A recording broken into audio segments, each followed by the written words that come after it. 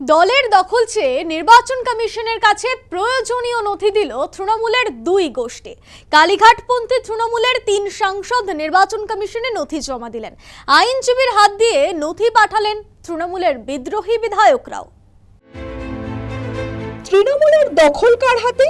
সোমবার বিকেলের মধ্যে প্রয়োজনীয় নথি চেয়েছিল নির্বাচন কমিশন। কমিশনের নির্ধারিত সময়ের আগে নথি পৌঁছে দিল তৃণমূলের দুই শিবিরই। সোমবার কালীঘাট তৃণমূলের পক্ষে নথি জমা দেন সাংসদ কল্যাণ বন্দ্যোপাধ্যায়, মহুয়া মৈত্র এবং সাগরিকা ঘোষ। কালীঘাটপন্থী তৃণমূলের দাবি, 1997 সালের ডিসেম্বরে কমিশন তৃণমূলের জন্য ঘাসের উপর জোড়া ফল প্রতীক বরাদ্দ করেছিল। সেই সময় দলের নাম ছিল পশ্চিমবঙ্গ তৃণমূল কংগ্রেস। গঠনতন্ত্রে ছিল 3 বছর অন্তর কর্মসমিতি তৈরি করতে হবে।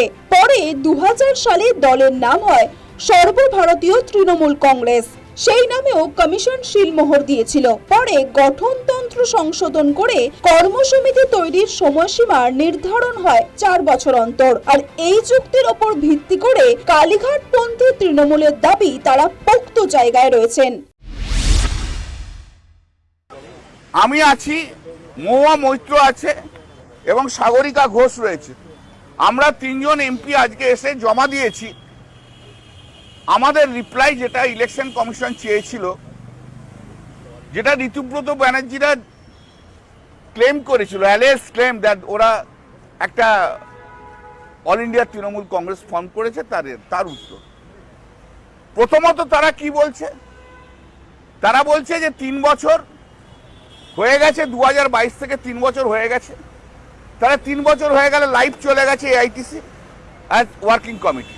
সংবিধানের একটা জায়গায় বললো অর্ডিনারিলি 3 বছর ধরে মিটিং করবে, কিন্তু লাইফ 5 বছর থাকবে। তার মানে আউটার লিমিট হচ্ছে 5 বছর। বিদ্রোহী বিধায়কদের কাউকে অবশ্য সোমবার কমিশনে দেখা যায়নি। নথি পাঠিয়েছেন আইনজীবীর হাত দিয়ে। কালীঘাটপন্থীরা 4 বছর অন্তর জাতীয় কর্মসমিতির বৈঠকের দাবিকেই হাতিয়ার করেছে বিদ্রোহী শিবির।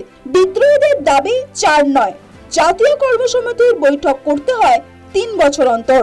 এমন দাবির প্রেক্ষিতে ইতিমধ্যে পৃথক জাতীয় কর্মসমিতি তৈরি করেছে বিদ্রোহী গোষ্ঠী। চেয়ারম্যান করা হয়েছে বর্ষীয়ান তৃণমূল নেতা অরূপ রায়কে। ফলে কার দখলে তৃণমূল তা এখন কমিশনের বিবেচনাধীন। শেষ পর্যন্ত তৃণমূল জোড়াফুল প্রতীক ও ব্যাংক অ্যাকাউন্টের দখল কোন গোষ্ঠীর হাতে যায়, এখন সেটাই দেখার। News time.